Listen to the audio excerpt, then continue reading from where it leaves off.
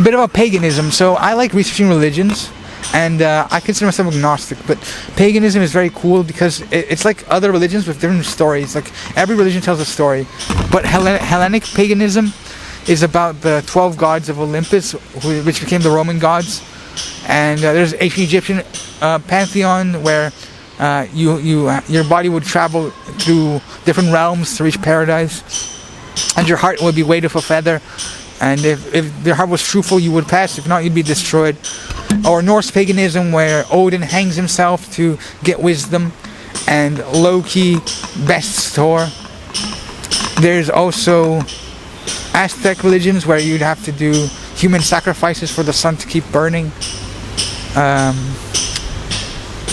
Taoism. I need to research more about Taoism, which is Wu Wei, a Chinese mythology.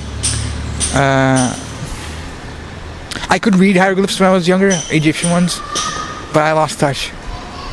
I think Jesus' story is kind of simple, kind of boring. Like you just want to see a guy like fight a dragon, or fight giants, ice giants, like the Norse books. I don't know a lot about Hinduism, but I know there's like more than 3,000 gods, which gets really convoluted. I guess. Buddhism is kind of boring. All you gotta do there is sit and keep breathing. I by means no religious expert, but I just try and understand human behavior, like I said before. I think human behavior is fascinating. Zeus, all those Greek Hellenic gods, all they do was having orgies and fucking anything that moves. I prefer Egyptian and Norse mythology.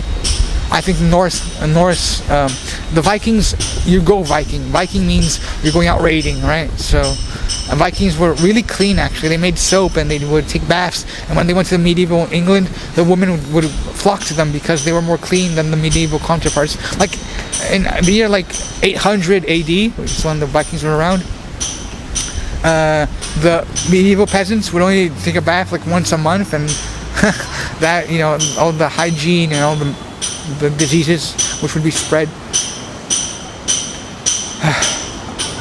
Your life is strange, but these different stories of old are quite fascinating. Like we found the books, right?